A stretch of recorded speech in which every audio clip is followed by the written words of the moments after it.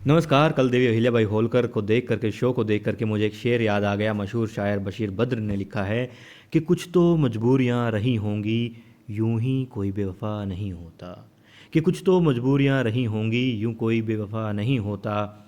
जी बहुत चाहता है कि सच बोलें, क्या करें हौसला नहीं होता। जी हाँ, कुछ ऐसे ही हालात थे द्वारकाबाई साहिब के। वो मजबूर थी, दिल के नाते मजबूर थी, और इसीलिए चली आई थी मल्हार राव होलकर सरकार के पास में शिकायतें करने। बेशक मगरमच्छ के आंसू उन्होंने बहाए, मगर दिल में तो दर्द था, और इस दर्द को समझ गए हैं मल्हार राव होलकर सरकार, मुझे ऐसा लग रहा है। क्योंकि वो गौतमीबाई साहिब के कक्ष में थे जब बातें कर रहे थे। उन्होंने कहा कि गौतमीबाई साहिब को कि मामला इतना छोटा नहीं है। उन्होंने कहा कि दागिने बनवा देंगे, द्वारकाबाई साहिब भी खुश हो जाएंगी जब सीता बेटी के लिए बनवाएंगे तो। उन्होंने कहा इतना आसान नहीं है, और बात कुछ बड़ी है। उन्होंने ये कहा कि गुन्नू जी ने ज़रूर बताया होगा, तभी तो द्वारकाबाई साहिब को पता लगा, और तभी द्वारकाबाई साहिब यूँ आई है। अब मुझे ये लग रहा है कि कहीं ना कहीं द्वारकाबाई साहिब का ये रिएक्शन जो था मल्हार राव होलकर सरकार को विवश कर रहा है गुन्नू जी पर।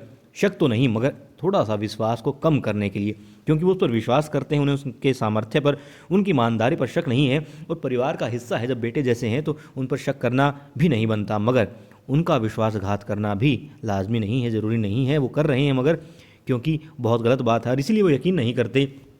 मगर यहाँ से एक हिंट दे दिया है गुन्नू जी ने, क्योंकि द्वारकाबाई साहिब जिस तरीके से उनके पास आए, उन्होंने कहा कि यकीनन मुझे ऐसा लग रहा है कि द्वारका ने ही, मतलब गुन्नू जी ने ही द्वारका को बताया होगा, तभी तो वो यूँ आई हैं। और यहाँ से गुन्नू जी के खिलाफ एक शक जो है वहाँ पैदा होता है। बेशक इस मामले में गुन्नू जी निर्दोष हों, उनकी कोई गलती ना हो, और हो सकता है बिल्कुल ही प्योर प्योर पाक साफ वो हों, मगर वो युवराज बनने से खंडेराव के नाराज़ हैं, तभी तो उन्होंने शिकायत की है। मुझे ऐसा लग रहा है कि अभी ये बात मल्हार राव होलकर सरकार जो है समझ चुके हैं, और इसीलिए मैंने ये शेर कहा कि क्योंकि द्वारकाबाई साहब और गुन्नू जी ना तो कह पा रहे हैं और न ही इस बात को सह पा रहे हैं। आपको क्या लगता है, बताइएगा।